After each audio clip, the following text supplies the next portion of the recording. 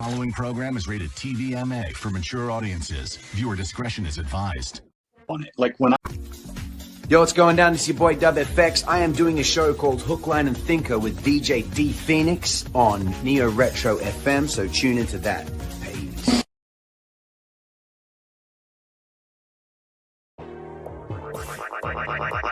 Pretty fast. You don't stop to look around once in a while. You could miss it. You could miss it.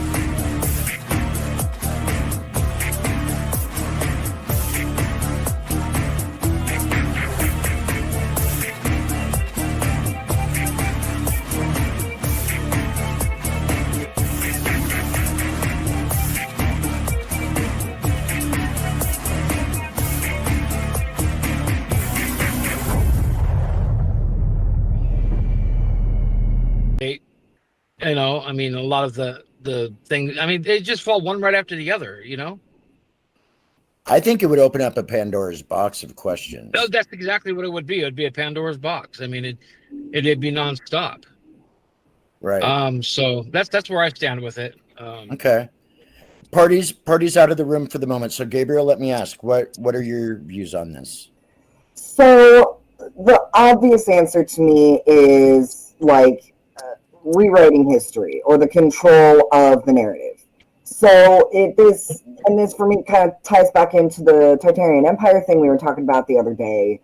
That like the whole thing about that was them trying to control the historical narrative that we have all been taught in public school, which has been approved by the government, has been approved by, you know, so many people that are in power to educate the masses, as it were. And like, if we had like concrete evidence of these like peoples that are just vastly more powerful or advanced or educated than what we know of today as society and civilization, it would be a huge threat to those who are in power on like our level. So like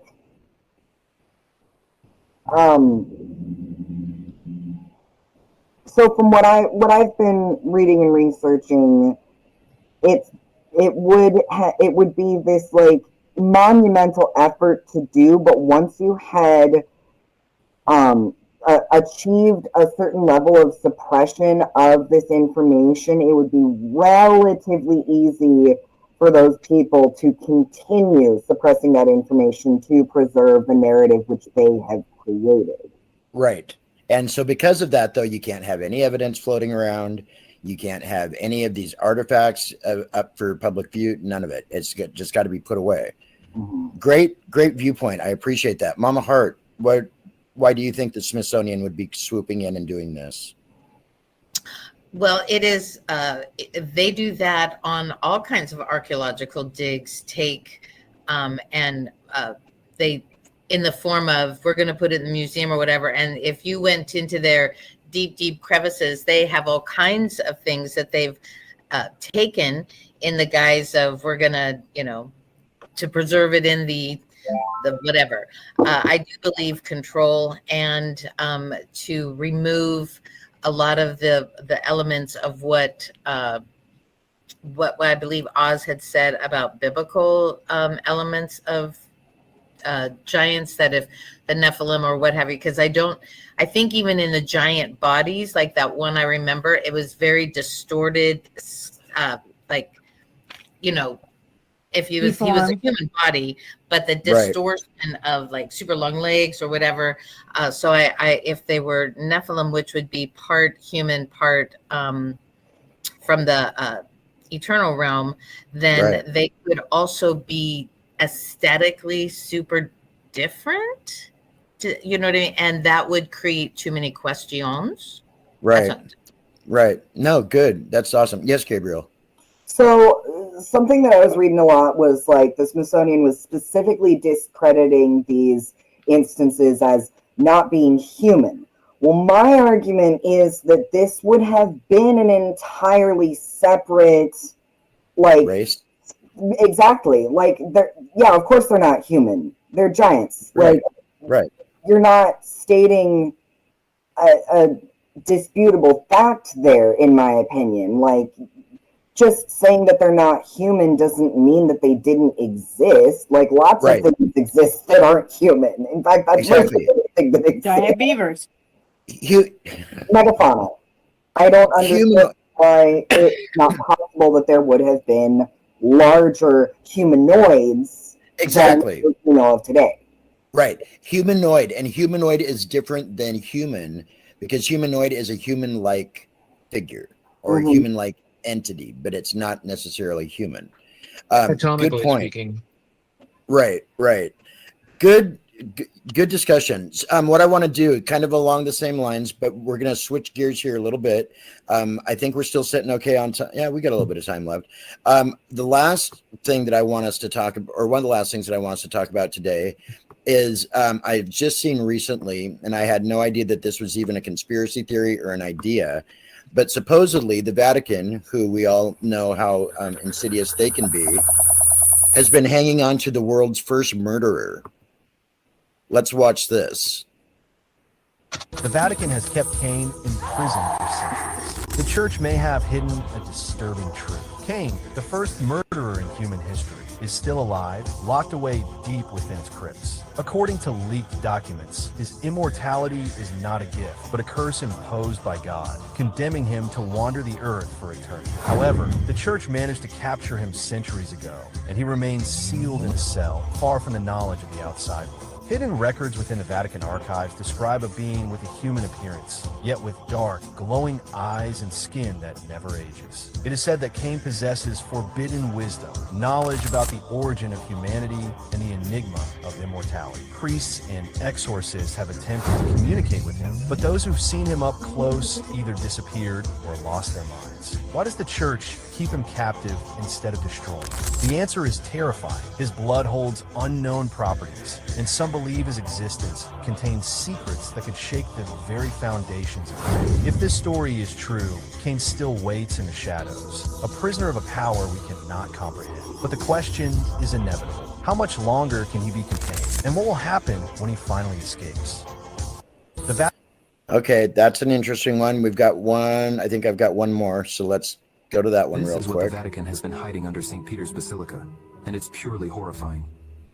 Most of us know the story of Cain, the man who killed his brother, Abel. As punishment, God cursed him with immortality and condemned him to wander the earth forever. But what if that wasn't where his punishment ended? Legends say that centuries ago, Cain, that's what he was called in ancient times, was captured by the Vatican, not to protect the world, but to hide him. Deep beneath St. Peter's Basilica, inside the Vatican's dark catacombs, they built a prison like no other. A prison where Cain has been trapped for over 1,000 years. So why didn't they get rid of him? Some believe Cain holds ancient knowledge, secrets so dangerous they could bring down the church, secrets that the Vatican has kept hidden from the world at all costs. But Cain wasn't afraid. He warned them that if anything ever happened to him, the secrets he knows would be unleashed, and they could tear the Vatican apart. I'll give you 5. Okay, give me 5. So, Fury, you want to let MommaHeart and Jerry know what we're talking about today? We are talking Please. about kid show conspiracies. We have covered SpongeBob being set at, Bikini Bottom being. I've got reverb. No, it passed. Okay. Oof. So yeah, Yep. I'm hearing myself. Anyway, we're talking about Bikini Bottom actually being at the bottom of the Bikini Atoll. Right. It was legit. The all the atomic tests leading to the characters, mutated radiation and things like that. We're getting really bad radiation. Are you? Yeah. Okay, well let's see if this changes it. Let's see if this changes it at all. Hopefully it will. I hope. Willy Wonka in the movie is actually a serial killer. The whole point of the golden ticket was to bait these kids into the factory so he can do these little traps. Yeah. All these kids, they represent a type of sin. Oh, word. Yeah. So Gloop, the fat kid, because of gluttony, he didn't just fall into the chocolate river by accident. Willy Wonka pushed him. Wait, no, but just back it, there's no, like in the movie, all these alleged accidents, there's no like evidence of like who did it or if they survived after. So this is just all theory. Yeah. You know what I mean? That he's a serial killer. The next one, the selfish one. She wasn't attacked by squirrels on accident. Willy Wonka actually targeted her. You know what I mean? Violent, the patient one. Yeah. She wasn't turned into a blueberry by mistake. She was intoxicated on purpose by Willy Wonka. So all of these like little traps and factors was actually meant for those kids to do. Because the last one was the one to. And that's it. Okay, So yes, I have heard of that. That Willy Wonka was actually a child serial killer. Right. I have Has anybody else heard that? That makes my child. Huh? Has anybody else heard that before? I haven't. No. I have, but I have another theory to throw out there about Willy Wonka. Sure. He could have been a divine messenger sent to punish for the 7 deadly sins, if you think about it. Oh, gluttony, greed. Well, and the rest of them, but look at Grandpa and Grandma though. Grandpa and Grandma laid in bed all day long, and so did parents. Sloth. Remember that? Yes, Sloth. MommaHeart, do you remember that? MommaHeart? Oh, definitely. I remember that. The family bed. That was one of the first introductions in media about the family bed, which gets a lot of controversy now. No doubt. Yeah, I know. Jerry, what are your thoughts and musings on Willy Wonka and the Chocolate Factory? Good, bad, or indifferent? Indifferent. He was a fictitious character. Well, we're we know that. Oh. No, we're not. Yeah, but we are doing a tinfoil hat contest right now. Oh, when is what day is it? Was it today? No, I think the end of the contest is the 7th of this next month. So yeah, you might, if you want to work on one though, that would be swell. Swell. Yeah. I'll see if I'll be in San Diego on Tuesday, so I'll see if my grandchildren wish to help me. And they can enter it. They can enter too. There'll be a big full all American campaign with your picture plastered all over billboards and stuff wearing your hat. So, yeah. Anyway, Jerry, what's the prize for who wins? Just a long playing record album. Nice. Of who? Is it? Well, that we'll just have to wait and find out. Nice. It's what? It's a surprise. It is a surprise. Jerry, thank you so much for popping on. And it's good to see you, but I know you've got stuff you've got to go do. Yeah. Cool. Well, thanks for showing up and giving us a few minutes. Good to meet you. Yeah. Not a problem. Nice to be here. Nice to meet you. Okay, see you later. Cool. All right. Good luck. So, be safe. When the video was playing, were you guys able to hear it better than what you were hearing it? Hear the volume or what audio before? The video was audibly horrible. Was it? Just the fact that I could see it was pretty cool.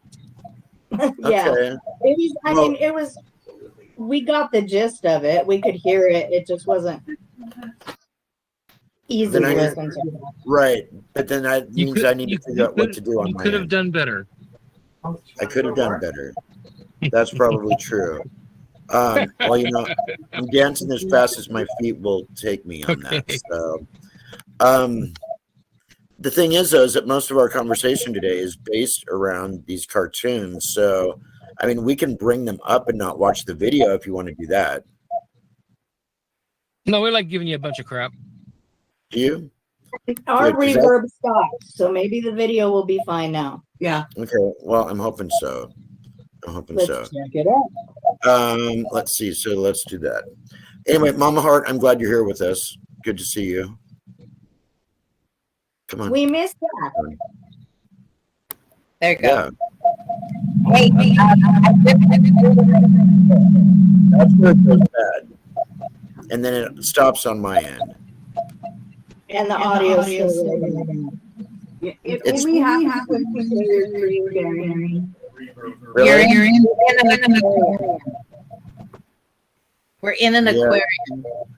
Okay. Well, let me see if I can get us back up here. There we go. Okay. Is that better? Yes. Yeah. Okay. Okay, so we're gonna have to forgo videos then, because I have no way around that. So Did yes. our visual change here because all of a sudden on No, our what end, happened? I can't see us. What, right now? Yeah. I can still see all of you, except for Okay, MommaHeart. She just ducked out. You're here. I can see you. Okay. Okay. Yeah, I don't know. I mean, all I know is that like it still translates just fine when I go to edit it. Like they were able to see everything, but you guys can't, and that means that I have to narrate or like recap what just happened, and I don't want to have to do that. So Apparently, if you use headphones, that will solve that problem because it's your external mic picking up the mic from the video or the audio from the video. Oh, that makes sense, doesn't it? Yeah, I thought so. So in the meantime, Sesame Street. Have you guys heard about the one episode that was taken off the air because it scared the bejeebers out of the kids? No. Negative. Okay, Go so further. Margaret Hamilton, who was the Wicked Witch of the West. I hope I'm saying this right, conveying this right. She was on Sesame Street and she scared the kids to death because she's the Wicked Witch of the West, right? right. So they had to take that episode off. I mean, Sesame Street is not about scaring kids. Right.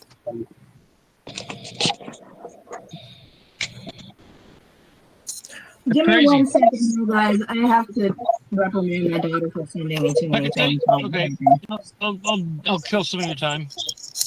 Would you please? Yeah. On Sesame Street, there was also. Nobody knows about Sigmund and the Sea Monsters. Never heard of it.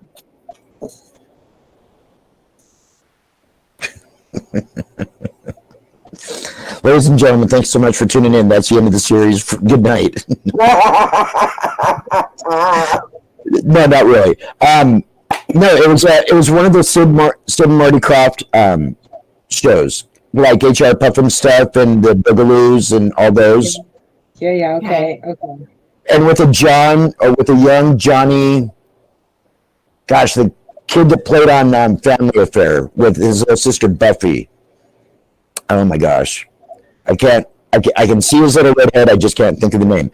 Anyway, back to Margaret Hamilton. She also portrayed a Wicked Witch role in the Paul Lynde Halloween special back in 1976.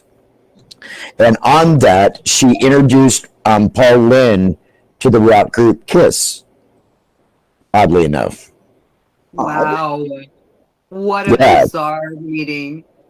And that's something. So yeah, very and then had an amazing career prior to or around the same time as Wizard of Oz. So yeah, I'm glad we were able to acknowledge Margaret and her accomplishments, because amazing actress. Okay, what direction do we want to go, or should we just see what the next subject is? Oh, wait a second. No, because actually Gabriel and I were talking. Gabriel, what we were talking about a little bit ago. You said that you had some stuff on Paw Patrol? I do. So, the buzzword for this little segment is propaganda. So, Paw Patrol is this children's show where little talking dogs, and it's animated, little talking dogs are playing like firefighters and policemen and various different like social service type roles. But there is an overbearing theme of surveillance state in this show. Like there's cameras freaking everywhere. They've got this tower in the middle of town where they can keep an eye on everything, and everyone's like, they're like keeping everyone safe supposedly, but anytime that anything goes wrong, there's a cat stuck in a tree out on Apple Lane or whatever, or like, you know, someone sneaking into, I don't know. I haven't really watched a lot of the show, but I saw enough to be like, oh, that is wow. That's so, right. Yeah. So it's just this insidious indoctrination of children to the idea that cops can do whatever the heck they want, and it's terrifying. Right. It is terrifying. And that also the big brother state is normal. Yes, exactly. Or even desirable. Right, exactly, because he's here to protect us. Right, exactly. It's just getting them used to this idea that everything they do is being watched, and you better be good or else. I'm ashamed of myself for not having picked up on that. You know, it's interesting that you say it that way, though, because it's almost like the Grimm tales in a different way, because those were written probably like what DJ Fury had mentioned, where there were safeguards to keep their kids indoors and from going out and, like, you know, trekking around. Whereas this is kind of the same thing, but, you know, it's like instead of it being indoors, it's probably in some kind of a, well, obviously surveilled area kind of thing, if that makes any sense. Yeah. That is creepy. Yeah. Right. That's wild. All this subliminal stuff in shows, though, you know, and the sad part is that it just goes to show what is being shoved off on our kids without people even realizing it for the most part. You know, you've got the theme is, and then you've got like all this underlying stuff that, you know, they're pushing out there. The SpongeBob stuff still totally trips me out. I'm so glad that we talked about that. Can you rewind just a little bit and do a quick recap of what the SpongeBob stuff was about? Because I missed that part. Yeah, you bet. DJ Party or Fury? For what? The SpongeBob? Yeah, what we were talking about a little bit ago with him.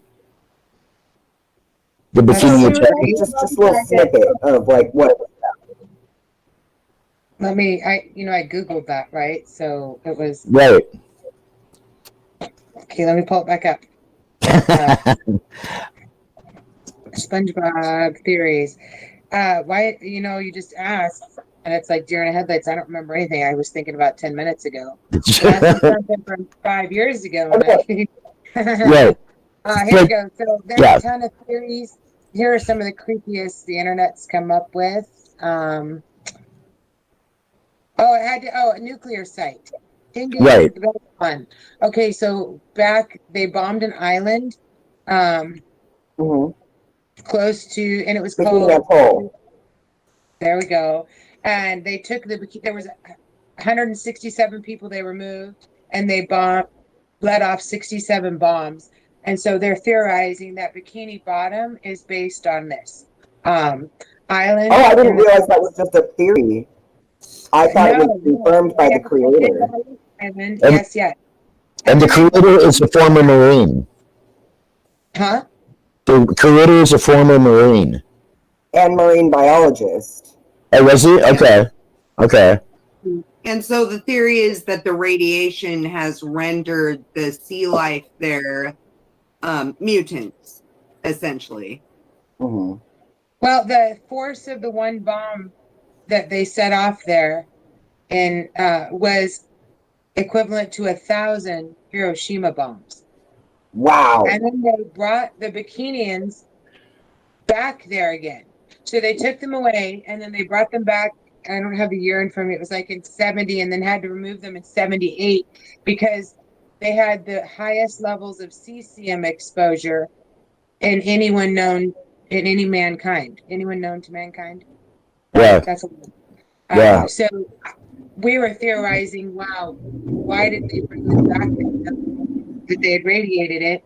And then the easy theory to think, because this is for entertainment purposes only, Right. was that they brought them back so that they would have test subjects then. Those are some pretty compliant folks that were taken away from their island, and now they're just being told that they get to go back. I'm sure there wasn't a lot of talk of what they'd done to destroy it, and then they had to remove them again.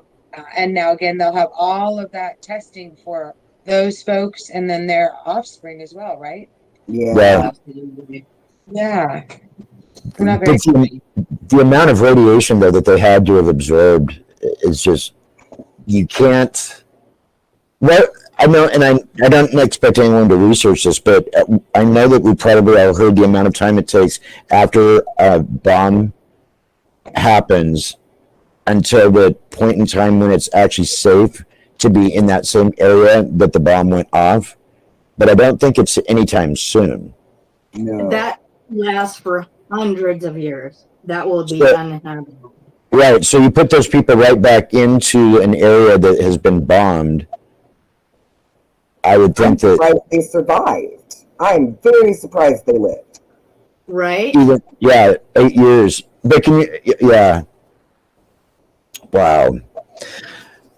Okay, so yeah, stuff. Let's see. Did we talk much? Yeah. I saw you had a clip about the Teletubbies. Oh yeah. I would like to move on to that if that's all right. Let's I do that. loved that show as a kid. I Well, you- even dressed up as Lala for Halloween one year. Well, you might not. That was a fantastic costume. You may never do that again after watching this, Gabriel. I'm not kidding you. Yes, I don't know. Like tutor? Yeah. Tutor. All right. Sundays and I could Saturdays. be a coach. All right, Celeste. Celeste. So then Celeste is going to read the whole thing, yeah? Yeah. Howdy, I'm Celeste, and you're watching Hook, Line, and Thinker, a podcast on our YouTube channel, and listening to us on X Vibe Radio. This is the podcast that DubFX helped build in 2020, and it's a presentation of the Groove Zone Oliwa Collective based in Olympia, Washington. On the panel today, we have Fury, Gabriel, Oz, and the podcast's co-host, resident DJ D Phoenix. The content of this program is for entertainment purposes only. Join us now as we dive deep into the mysterious world of aquatic phenomena. Thank you, Celeste. Yeah. Hey, everybody. You are watching Hook, Line, and Thinker, a podcast, and listening to us on X Vibe Radio. And thank you very much, as always, for doing that. So the panel and I are going to dive into some kind of unfamiliar territory, well, very unfamiliar territory today on the show. And we are going to be covering, just like everything else that we do, there are so many waterways, to like actually explore when it comes to this kind of area. Because when I said aerial phenomenon to everybody here in the last so many hours, it's like that, or aquatic, not aerial, excuse me. When I said aquatic phenomenon, there's so many different things that can consist of. So it's going to be fun today to see like what everybody came up with, and that's what we'll be talking about today. So in my mind, I was thinking like everything from like USOs, which is unidentified submerged objects, to like Loch Ness Monster and, all different kinds of things. But let's just kind of get an idea from everyone. What were some of the ideas that you guys had? And we won't go into detail yet, but like just everybody just kind of like bounce on it. Sirens. Yep. I would like to talk about mermaids and the aquatic ape theory. The aquatic what theory? Aquatic ape theory. APE? Uh-huh. Yep. Aquatic ape. Okay, cool. Let's and then there's Oz. Okay. Oz, aquatic phenomenon. What's one of the first things that comes to mind?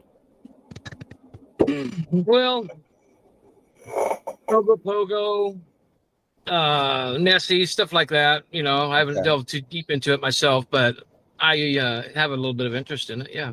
Okay, cool. And let's see, who said sirens? I did. Okay. Yeah, so those are kind of some of the ones that we'll be going over today. We've got a little bit of video footage, and actually for our viewers, the video footage is interesting because of the fact that there's some trippy stuff out there. Now, DJ Fury said that she's looked into this already, and that the majority of these are fake. Is that right? Yes. Okay. All of the ones that I've seen personally have been debunked. I'm not sure which ones you have pulled up, so we'll see. Probably the same ones that you've already seen, because there's there's not as much out there on this subject as there are, say, like on Bigfoot and UFOs and that kind of thing. But there is some. There's more legend than video, right? And just because the videos are fake doesn't mean that there aren't real ones out there that they haven't caught. Right. Well, okay, so this just came to mind. Have any of you guys seen any of the reels or any of the video footage where it'll show like a fishing trawler or like a fishing boat out on whatever body of water that it is, and they're hauling up some like monstrous thing? That like is okay. But have you noticed, first of all, how close all of the fishermen are to the creature, that they don't know what it's capable of doing? Well, usually when they're hauling something big up like that, they're already aware that it's already dead, like giant squid. But these things are alive, though. Okay, well then clearly they should probably be more careful. That's what I'm saying, and that's why I really think that those are the ones that are AI generated. Right. Unless it's not the first time that they've hauled those up before. It could be the first time they had film on the boat.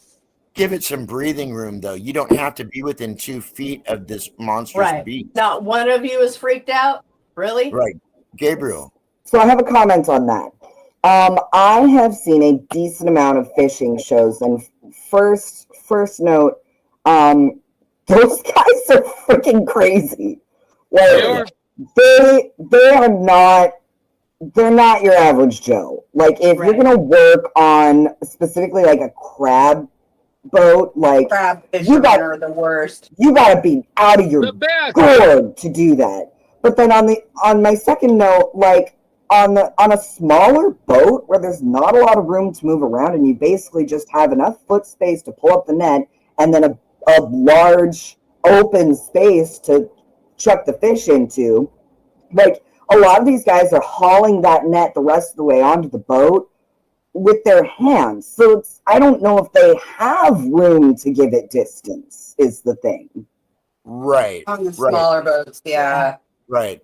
Now, the footage that I know that I've seen for the most part usually shows them, it's like on some kind of like a boom or a crane or something, because whatever they pulled up out of the depths is that large.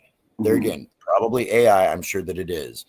Well, something else about that too, D, is that on a larger boat, those people need to be off running the boat.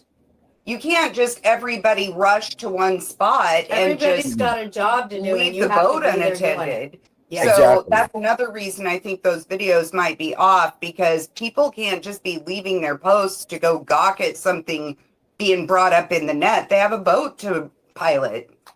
Exactly. Yeah. And maybe that captain. Maybe it'll be those little glitches in videos that'll be the things that that help us in the future be able to determine what's real and what's not. Absolutely. Deductive reasoning. Right. I know, and I'm hoping that I know that I'm in need of some more of that. So we're going to do our usual me freaking out trying to get everything set up in time. Oh, and you know what? Now, before I hit that, actually, let's back up real quickly. And Fury or whoever want to throw out like one of the other subjects water-wise that we are talking about. I'm going to grab my immortal jellyfish. I want to talk about immortal jellyfish and the what are they called? Gabriel, or Celeste, the squid, cuttlefish, octopus. Pancake? Yeah. All right, here we go. All right, guys, welcome back to Hook, Line, and Thinker podcast here on the Groove Zone Network. You're watching us on our YouTube channel and listening to us on X-Vibe Radio. And today the panel is discussing aquatic phenomenon. I would like to know more about this aquatic ape thing.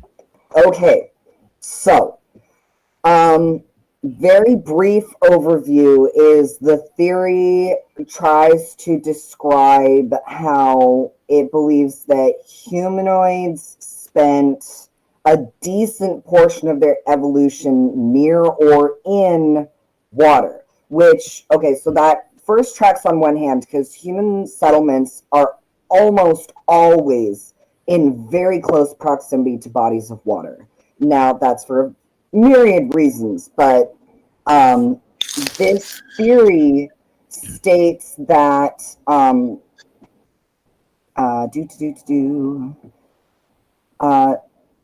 suggests that Homo erectus living 1.9 million to 70,000 years ago were shallow water divers migrating along coasts and rivers. So it even says that perhaps what later evolved into what we know as Homo florensis was one of these peoples that lived very close to or in the water. So, like, it's proposing that the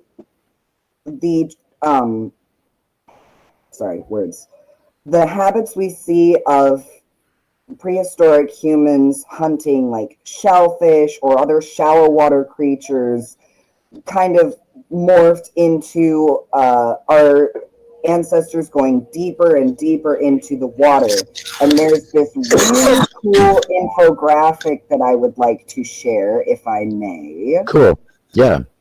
So I'm going to post it in the chat here. That just kind of depicts all sorts of ways that the human body would prove this theory via, like, what's the word for, like, evidence from what we have evolved into? I don't know. I cannot think of it. I think I know what you mean. But it's pointing out that, like, how, like, we don't have hair on most of our bodies, at least not like animals have fur, and so, like, that would make sense if we were trying to cut down on drag from water. The hair that we do have on our bodies points with the direction that water would be flowing across us when we were swimming. Babies can hold their breath and have a water response immediately from birth. We've got like we secrete a waxy substance from our skins that would help with waterproofing, same with our hair, various stuff like that. It even suggests that our bipedalism may have been an evolutionary adaptation to being able to forage in shallower waters more efficiently. So things like that. And like it also talks about like the layer of fat that we have in comparison to most other creatures that are habitually land-dwelling creatures. It's much more similar to the kinds of physiology you see in water-dwelling mammals. Okay. So, if this aquatic ape theory could be given credence, it would lend itself to the idea that there were some of us that evolved to go back more onto land and be more terrestrial creatures, but theoretically, there could have been offshoots that just decided to go further and further out into the water and become mermaids. Oh. So there's also a reflex in some individuals. Not everybody has it, but there's a reflex. You do something to a nerve near the ear, and the ear actually folds up and plugs itself. Really? In human. Yes, to block out water. That's wild. I've seen it. So I've seen it happen. I have a little theory about this that I'd like to riff off of yours for a moment. So every skeletal remains of a mermaid that has been found ever in history has been debunked. And so one might ask the question, well, why don't we have mermaid skeletons, mermaid remains, if that's the case? But I have a theory about that. What if the top half of the body, the more humanoid half, has traditional bones, but what if the tailbones are cartilage like sharks and rays? Get eaten. In which case, we would not have remains. And there are lots of infinite stories of just torsos being found in the ocean and in bodies of water. And I think just an idea. No, that would track. Yeah. That makes a lot of sense. That's an interesting thing, though, you said, though, about only the torsos usually ever being discovered. Because it's not like something that's hunting them is going to just eat the legs. That's absurd. Right. Right, but if the bottom half is cartilage, it doesn't lend itself to fossilizing the way that bone does. Nope. There are also genetic defects being a broad term. People are born with webbed digits still, and tails. We also have gills inside the womb. That is our first breathing apparatus is gills. I actually have a friend who has a vestigial gill.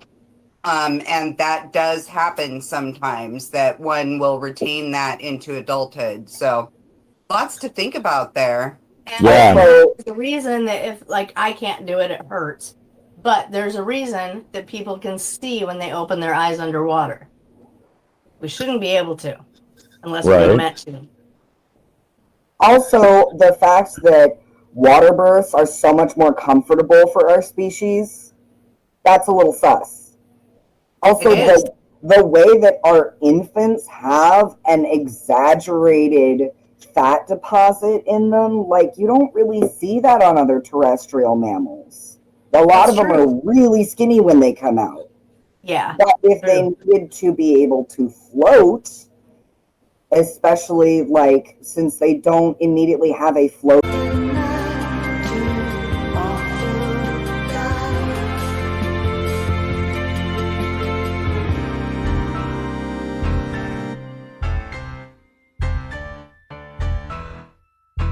These are soldiers of MommaHeart, straight out of the UK, Wired, Lowrider, and DJ Dramatic. The Exorcist, I think for me that's one of the best films ever. Really? Okay. Yeah. Do you know, to this day, I still have not watched that movie. Can't watch it. I've seen enough of the clips. I know what the story's all about. It's stuff like that that has a tendency to be too real that I'm just like, no, can't quite go there. Give me Bela Lugosi in a cape any day and I'll be okay. Oh yeah, because that's pretty watered down and almost tongue in cheek, isn't it? I know. Right. No, the Exorcist is definitely. I mean, it was a one-off as far as I'm concerned. Even though they did Exorcist 2 and everything, that first one just struck a chord with people where it freaked them out because, like you said, it's real. It's really, you can just see the reality in it. It's like, wow. Oh yeah. And I think in a lot of ways that was really the trailblazer for that genre that has kind of led up to where it's at now. And there's some pretty trippy stuff out there in the movie theaters and on and I've got to tell you before I forget, I've got to tell you something. When I was married, we had a knock on the door one night, trick or treat. And I was always like involved in music and didn't really do trick or treat. My parents would never have allowed that anyway. They're not going to go. You're going to go begging for sweets. What will people think? They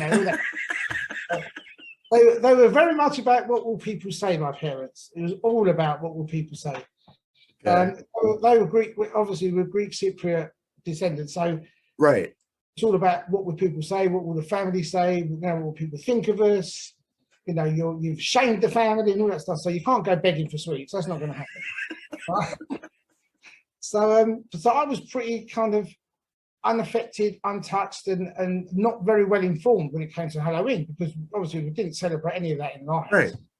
And so I got married and ran around, did my stuff as a kid, teenager. Then I got married, and we got a knock on the door one day, and not being quite au fait with the custom of what you're supposed to do. I've got a knock on the door, and this little kid said, my wife's standing just behind me, like a little bit further back, and opened the door, and he went, trick or treat, and I went, no, thank you, and I closed the door.